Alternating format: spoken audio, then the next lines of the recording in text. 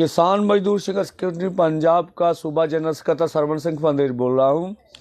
कल जो केंद्र सरकार से बातचीत हुई है, जो जानकारी है कुछ जो आगू मीडिया के सामने बोल रहे हैं, कुछ अंदरूनी जो बातचीत हुई है, जो मुख्य मांगों को लेकर आंदोलन चल रहा है, कृषि के 3 कानून वापस लेने और सभी फसलों की सरकारी खरीद की गारंटी वाला नया कानून लाने पर कोई ज़्यादा बातचीत नहीं हुई, ना ही उनकी को प्रतिक्रिया उस पर आई है कि वो क्या करेंगे।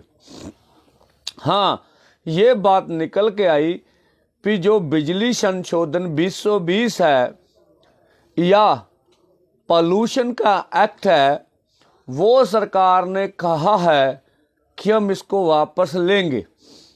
अब क्या समझने वाली बात है, बहुत गंभीर समस्या होती जब इस तरह की बात आती है तो मीडिया बहुत उभार कर पेश कर देता है कि किसानों की आधी जीत हो गई।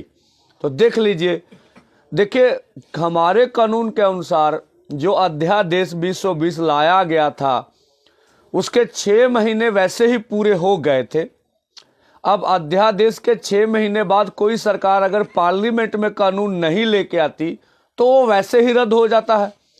तो जो केंद्र की मंशा थी कि हम बिजली शोध बिल को कानून नहीं बनाएंगे कि लोग बहुत ज़्यादा विरोध कर रहे हैं, तो आपको क्या नहीं लगता कि अब केंद्र ने ये कहा कि चलो मीटिंग में ये बोल दो कि भाई हम इसको नहीं लाएंगे, तो क्या इस कानून को मंत्री भर के मीटिंग में बोल देने से ही मसला हल हो गया, या इसके लिए कोई सरकार कानूनी प्रक्रिया अपनाए भी हम कभी भी इसको नहीं लेके आएंगे? हम ऐसे कैसे कह सकते हैं? इसका निर्णय आपने करना है भाई, ये क्या हो गया? क्या लॉलीपॉप तो नहीं दिया जा रहा हमें? इसी तरह से पॉल्यूशन का एक्ट है जिसमें किसानों की पराली आ रही है, तो क्या हम समझे भी जो सुप्रीम कोर्ट ने इसका निर्देश देकर ये सब कुछ किया था और अभी इसकी कोई कानूनी प्रक्रिया भी अपनाई नहीं गई, तो क्या सुप्रीम कोर्ट केंद्र की बात से सहमत होगा? इन 2 बातों को उभारा जा रहा, और ये दूसरे दर्जे की मांगे थी इस आंदोलन में, खास करके पॉल्यूशन का एक्ट। बिजली शोध 2020 तो था, ये 2 नंबर की मांगे थी। तो केंद्र ने पहले सोच लिया कि हम बिजली के ऊपर कानून नहीं बनाएंगे, तो चलो किसानों को खुश करने के लिए ये मीटिंग में बात कह देने से कौन सी बड़ी बात होगी। तो हमारा मानना है बेशक ये मीटिंग में बातें की गई तो बेशक पूरा देश दुनिया और पंजाबियों के दबाव में ही कही गई, पर ये इसे जीत के रूप में देखना अभी उचित नहीं होगा, और इसके लिए हमें इंतजार करना चाहिए कि इन कानूनों के ऊपर क्या कानूनी प्रक्रिया अपनाई जा रही है। हाँ, जहां तक कृषि के 3 कानून है तो इससे बड़ी मांग भी है, सभी फसलों की सरकारी खरीद की गारंटी हो। इसका ज्यादा फायदा तो भाई पंजाब, हरियाणा, यूपी को छोड़कर सभी अन्य राज्यों को होगा। हमें भी धान और गेहूं के से अलग और फसलों पर होगा, ये बहुत बड़ी बात है। उसके लिए कुछ हमें सुनाई दे रहा है, उस पर कमेटी बना देंगे, तो भाई कमेटी बना के आप आंदोलन को खत्म क्यों करना चाहते हैं? उसके बाद तो कोई बात सुनने वाला नहीं है। सो मैं देशवासियों को कहना चाहता हूं, फैसला आपने करना है, सोचना आपने, हमारा तो काम है सचेत करना आपको सही।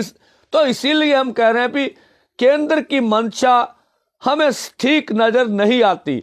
वो छल करने की नीति मीटिंगों में अपना रहा है और यही दिख रहा है। कुछ बातें ये भी सामने आई कि केंद्र के कुछ मंत्रियों ने कहा कि हमें किसानों को नक्सली या खालिस्तानी नहीं बोलना चाहिए था। हम कहते अच्छी बात है, आप इसी टोन पर रहिए ना भाई। तो अगर आप लगातार हमारे विरोध बयानबाजी कर रहे हैं कि हमारे कृषि के कानून बहुत अच्छे हैं, तो इससे बातचीत की संभावना को आप खुद खत्म करते हैं। मैं तो आज भी केंद्र सरकार को कहना चाहूंगा कि आप ठोस एजेंडा तय कर लीजिए, सभी आएंगे हम लोग।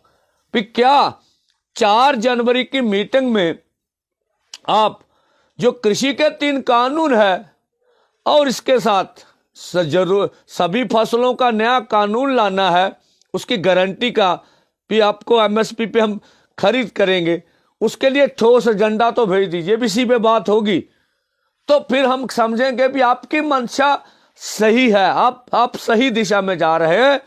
तो ये हमारी बात है। आंदोलन को कभी ठंडा नहीं पड़ने देंगे, जो केंद्र की मंशा है। आंदोलन को तेज करने में क्या ये बातचीत रुकावट है? ये भी नहीं होने देंगे, आंदोलन और तेज होगा। और हमारे रेल रोको आंदोलन के 100 दिन पूरे हो रहे हैं नए साल में, तो पूरे पंजाब में आंदोलन तेज करेंगे और सभी पंजाबियों को और दिल्ली में देशवासियों को हमारे साथ आकर बैठ के मिलकर नया साल मनाने का आह्वान करेंगे। धन्यवाद। सत श्री अकाल।